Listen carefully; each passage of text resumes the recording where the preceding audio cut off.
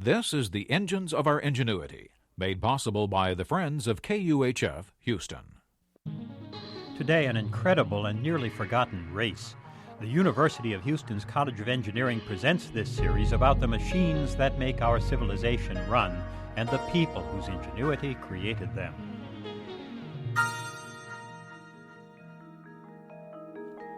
In 1907, the automobile was a handmade machine that traveled roads meant for horses. Writer J.M. Fenster tells how that year a Paris newspaper announced a great automobile race from New York to Paris. No, I didn't say airplane. I said automobile. Lindbergh's flight lay 20 years in the future. The Paris paper specified a route westward from New York to San Francisco, then a steamer link to Valdez, Alaska, drive across Alaska, another steamer link over the Bering Strait. From there, the cars would make the daunting trip across Asia and Europe to Paris.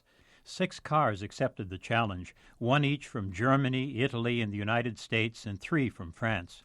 The 20,000-mile race began in Times Square on February 11, 1908.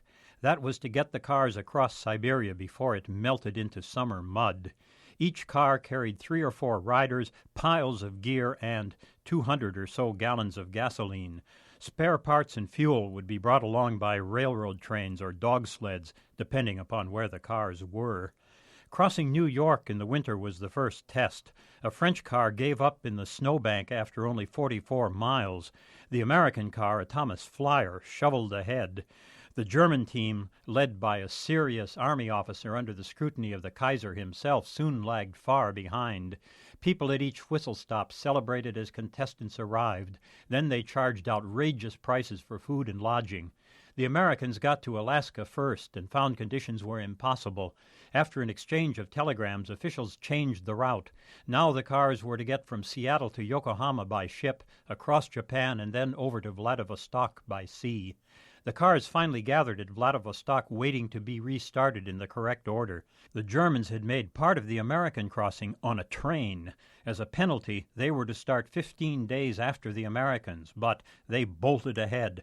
Other teams hesitated when they heard stories of bandits in China. One dropped out. The Americans finally reached Vladivostok and took off after the Germans.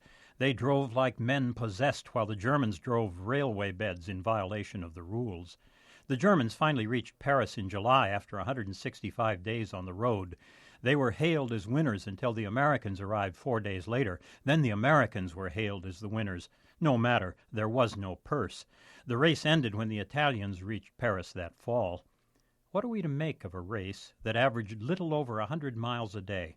Well, before people would invest in roads, they had to know those rugged new machines could go anywhere. When I first drove across America 46 years later, I did it in 4 days. By then we had roads that would never have been built without theater like this now forgotten and seemingly impossible automobile race. I'm John Lienhardt at the University of Houston, where we're interested in the way inventive minds work.